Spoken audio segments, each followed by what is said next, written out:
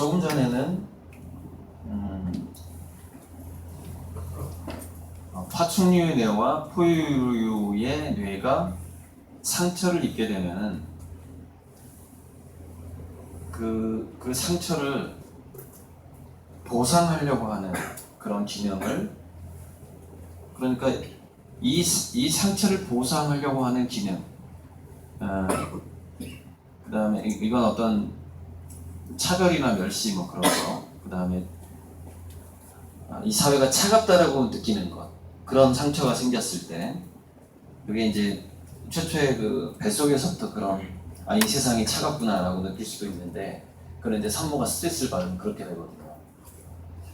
태어나서 그럴 수도 있고, 그래서 그 상처가 이 수직으로 연결된 두뇌의 그 고속도로들이 있는데, 이게 가로로 연결된 고속도로도 있고 이게 방사상으로 연결된 고속도로가 있는데, 그 수직으로 연결된 고속도로를 통해서 그 상처가 이성을 지배할 수 있다, 전두엽을 지배할 수 있다라는 것이 좀 전에 그 주제였는데, 그거 말고 그 상처가 아니라 이제 어떤 여러분들에 대한 이야기거든요. 그리고 지금 현재 여기 이제 상당수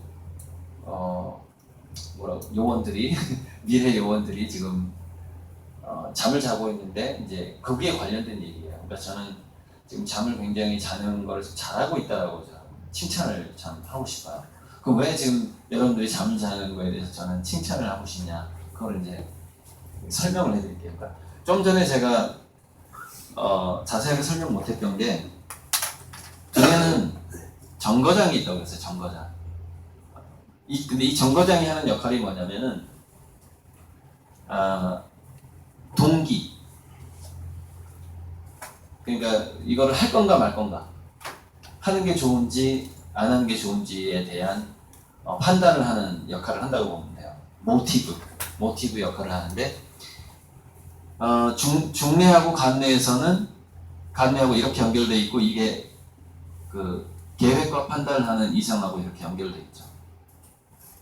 계획 판단. 여기는 동기의 영역이에요. 그런데 잠을 잔다는 얘기는 뭐냐면, 이 중간 정거장이 지금 현재 활동이 이성적으로는 해야 된다, 내가 이 강의를 꼭 들어야 된다라고 생각을 하는데, 이 중간 정거장에서 이제 퀘스천 마크, 이걸 내가 꼭 해야 되나, 별로 하고 싶지 않은데 라고, 여기서 이제 퀘스천 마크가 생기게 되는 건데, 이게 생기는 건 뭐냐면은 이쪽 감정의 중뇌하고 중뇌 간뇌 이쪽에서 만들어진 어떤 근본적인 어떤 선호도, 이게 정말 나한테 도움이 될 것인가 안 될 것인가, 그러니까 모든 활동에 대해서 우리가 내 인생에 도움이 될 것인가 안 될 것인가를 적과 아군처럼 나눌 수가 있잖아요. 근데 그것 자체가 이제 어려서부터 이유 없이 주변 사람들이 즐기는, 그러니까 예를 들어서 책 읽기라고 칩시다. 그러면 엄마 아빠가 책 읽으면서 막 웃으면서 떠들면서 하는 모습을 어렸을 때 봤다 그러면 그냥 그건 좋은 것이구나라고 각인이 될 수가 있거든요. 그러면 여기서 책 읽기가 좋은 거고 이렇게 서로 토론하는 게 좋은 건가 봐라고 생각이 되고, 여기서 퀘스천 마크가 생기질 않는 거죠. 그런 식으로 최초의 동기도 하나의 각인이라고 볼 수가 있는데, 어찌됐건 지금 현재 상황에서는 여러분들이 이 보건복지에 관련된 요원이 되기로 자원을 했는지 아니면 그냥 이렇게 뽑혔는지 모르겠는데, 어찌되었건 이 교육 자체가 여기서 물음표가 되는 거죠. 그럼 무슨 얘기냐면은 감정의 영역하고 이성의 영역의 이 중간에서 단절이 생기는 것이죠. 단절이 생긴 상황이죠. 이때는 뭐냐면은 자연스럽게 졸리게 돼 있어요. 그 활동이 자기한테 감정적으로, 이성적으로는 이 활동이 필요한데 감정적으로 이 활동이 자기 삶에 굉장히 달콤한 것이다, 좋은 것이다 라는 느낌이 안 오거든요. 근데 그 느낌이 안 올 때 사실 자는 게 좋아요. 왜? 만약에 이제 여기서 여기 이제 현재 군대가 아니기 때문에 이제 이런 부드러운 분위기가 가능한데, 만약 군대다 그러면은 큰일 나는 거죠. 자면은 뭐 얼차려 줄 수도 있고, 고참들이 발견하면 큰일 나는 거죠. 저기 중대장이 있는데 중대장 앞에서 감히 잠을 자려면서 이제 난리가 나는 건데, 근데 그렇게 해서 참아야 돼. 근데 내가 실질적으로 저 활동에 관심 있는 건 아니야. 그러면 어떻게 되냐면 자꾸 자기의 행동과 동기와 감정과 동기와 행동이 일치하지 않는 상황이 길어지는 것이죠. 근데 잠을 자버리면 여기서 그 감정과 동기와 행동이 일치되지 않는 상황을 짧게 느낄 수가 있잖아요. 이 시간에 자버리면. 자고 일어났더니 강의가 끝났네 할 수 있으니까.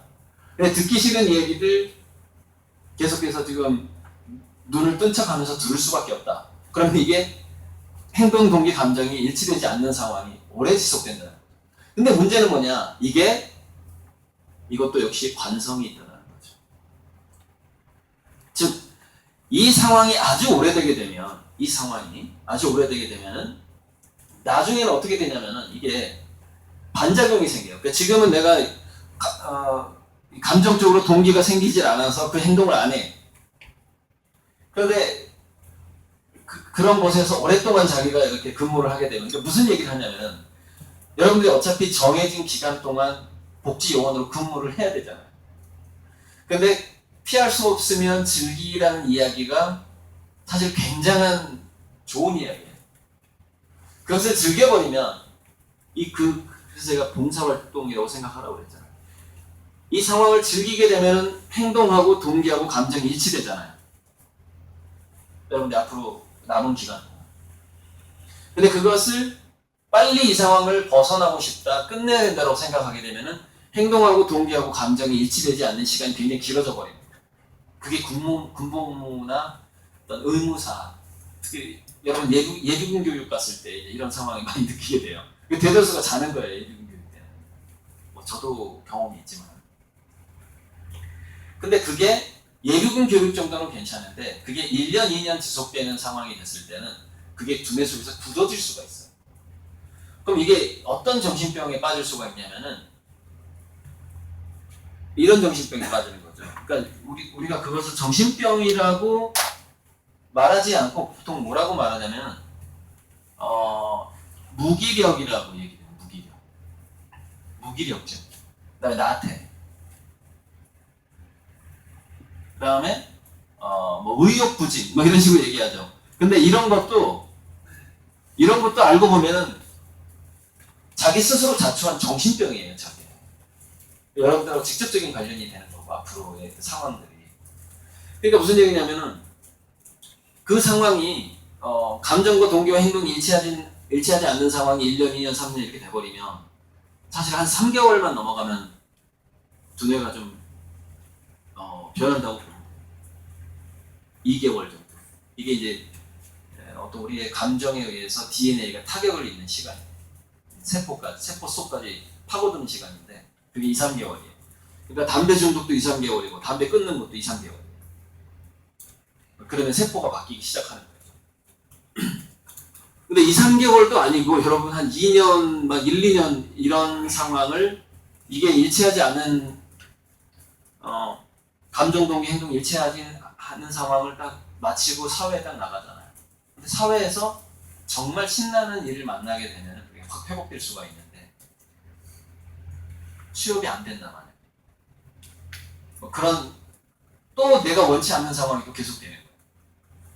그랬을 때 이게 이제 고착화되게 되면은 이성이 이제는 반대로 이렇게 되는 거예요. 이성이 어떤 계획을 세워서 야 이걸 하자라고 이성이 명령을 내리는데 이 명령이 그동안 이 중뇌하고 그 대뇌의 계획 판단 사이에 중간 정거장에서 하기 싫은 현장에 있었기 때문에 자기가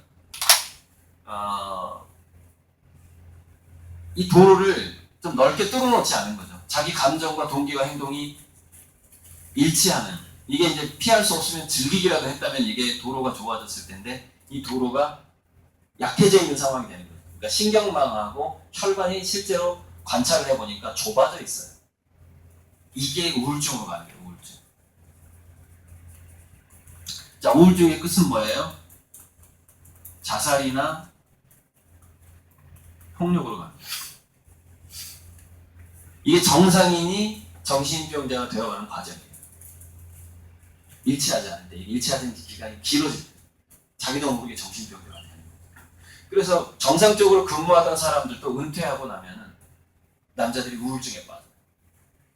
술 먹으면 이상한 행동하기 시작하고 정상이 그렇게 되는데 그래서 야 이거 하자라고 명령을 했고 야 뭐 어디 이렇게 서류라도 내보자 내지는 누군가가 너 이거 한번 시작해볼래라고 뭔가를 권유를 했어요. 그랬는데 자기 이성적으로는 그거를 해야 되겠다고 마음을 먹는데 어느 순간 동기하고 감정이 말을 안 듣는 거죠. 반대로. 왜냐면 행동, 동기, 감정이 일치되지 않는 시간을 오랫동안 보내버리면 그 신경망, 고속도로 자체가 망가지기 때문에 이제는 내가 이걸 해야 되겠네 라고 이성적으로 분명히 명령을 내리는데 어떤 상황이 발생하냐? 몸이 안 따라줘. 실천력이 안 나와. 그러니까 이게 지금 여러분이 맞이하고 있는 위기 상황이라는 거예요. 그래서 그 복지 현장에서 차라리 즐겁게 봉사를 하라고 하는 이야기가 뭐냐면은 행동과 동기와 감정을 잘 연결시키라는 거예요. 그 앞으로 남은 기간 중에. 그래서 약간 즐기는 내가 이 시민들을 위해서 봉사를 해야 되겠다고 하면서 즐기게 되면은 감정, 동기, 행동, 이성적 명령 이것이 계속 일치되는 상태로 여러분이 이제 20대에 상당 기간을 보내게 되는 거죠. 그러면 이게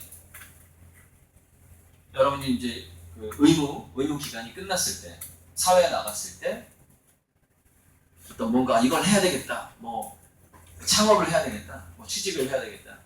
이제는 내가 지금 취직하기가 힘든데 어떻게 살까 할 때 뭔가 새로운 아이디어가 떠오른다거나 그 아이디어를 실행한다거나 하는 그 실행력과 추진력이 약해지지 않은 상태로 이 의무 기간을 끝낼 수 있다라는 거예요.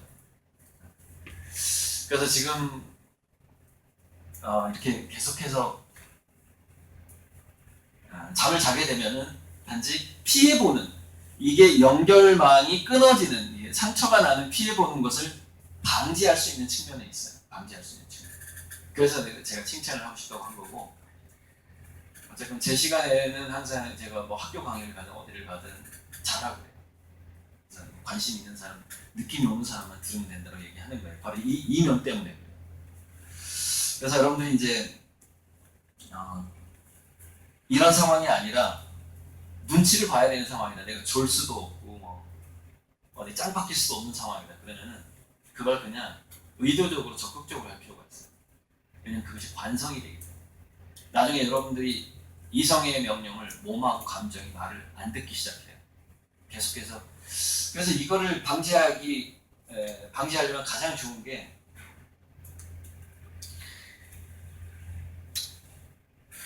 미래의 어떤 삶을 이 돈이라는 것을 목표로 세우면 안 돼요. 굉장히 위험해집니다. 그러니까 앞으로의 그 시대가 인공지능 로봇 때문에 계속해서 실업률이 올라가는 상황이거든요. 그래서 미래 실업률은 갈수록 쭉 상승할 거예요. 그리고 미래 실업률이 지금 20대 취업률이 60대보다 낮다고 계속 보도 나오고 있잖아요. 이게 더 심해질 거라고요. 60대는 굉장히 안 좋은 직장에 취직한 겁니다. 안 좋은 뭐 주차 관리 뭐 이런 거. 더 안 좋은 데 취직하는 사람들. 근데 20, 30대가 계속해서 지금 취업률이 줄어들 텐데 그러니까 지금 상황에서 어떤 행동에 그 행동은 뭔가 봉사의 느낌이 있는 행동에 초점을 맞춰야지 돈에 초점을 맞추게 되면은 이 상황이 길어지는 거예요. 그 행동하고 동기하고 감정. 그러니까 왜냐하면 그 행위에서 즐거움을 못 찾는 진로, 즐거움을 못 찾는 영역에서 자기가 단지 월급 때문에, 돈 때문에 계속 일을 해야 된다면 이게 일치되지 않는 상황이 길어지는 거죠. 근데 예전에는 이게 어떤 직장이 오래 갈 수 있었고 그 직장이 끝나면은 연금이 나왔잖아요. 근데 지금 갈수록 비정규직이 많아지게 되고 연금을 받을 수 있는 그 확률이 낮아지고 연금 보험을 넣으려고 해도 연금 보험을 벌 돈이 없는 거예요. 그 부을 돈이 없어. 그런 상황이 계속될 거야. 그래서 앞으로 여러분들 그 삶을 설계할 때 자기가 진짜 이 일을 월급을 안 주더라도 내가 즐길 만한 일인가를 좀 판단하셔야 돼요. 앞으로 그 공부가 끝나고 공부를 하든 직장을 잡든 그래서 차라리 이런 거예요.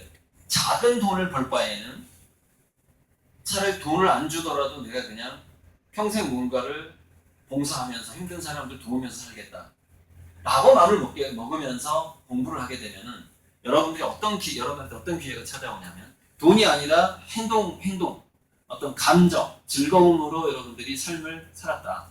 그러면은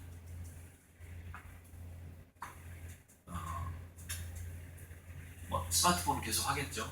공유 경제에서 새로운 창업을 할 수 있는 기회가 올 수가 있어요. 여러분 지금 힐튼 호텔보다 더 값어치가 나가는 기업을 일군 에어비앤비라는 그 빈집 빌려주는 스마트폰 앱으로 하는 에어비앤비가 있는데 그걸 창업한 사람도 역시 백수였어요. 직업이 없었어요.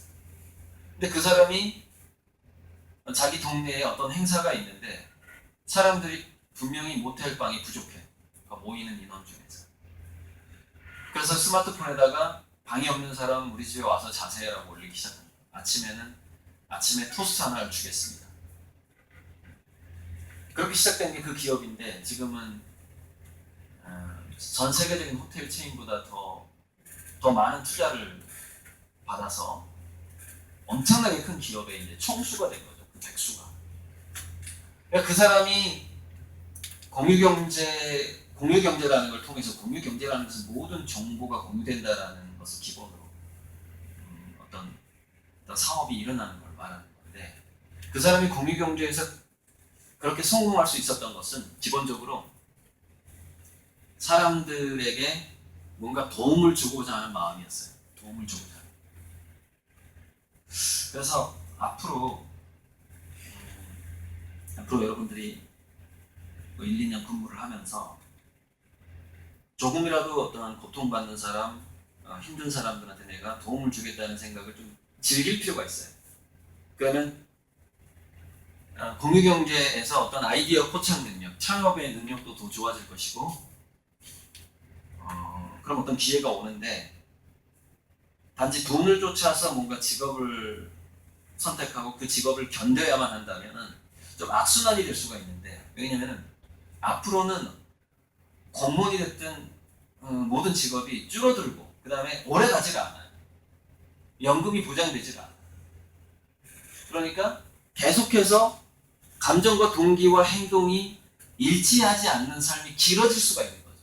그러면 나이 들수록 50대 넘어서 결국 자기 몸에서 그 도파민 호르몬이 줄어들 때 우울증이라든가 파킨슨 병이라든가 치매가 더 일찍 올 수 있다. 그래서 돈과 상관없이 취업과 상관없이 인생을 즐기는 태도 지금 현재 매일매일을 즐기는 태도가 굉장히 중요해요. 이 시대에는 오래 갈 수 있는 좋은 직장이 점점 사라지게 됩니다.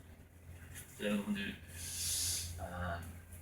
지금 20대 초반에 아주 중요한 나이기 때문에 바로 이 얘기를 한 번 더 보충해주고 싶었어요.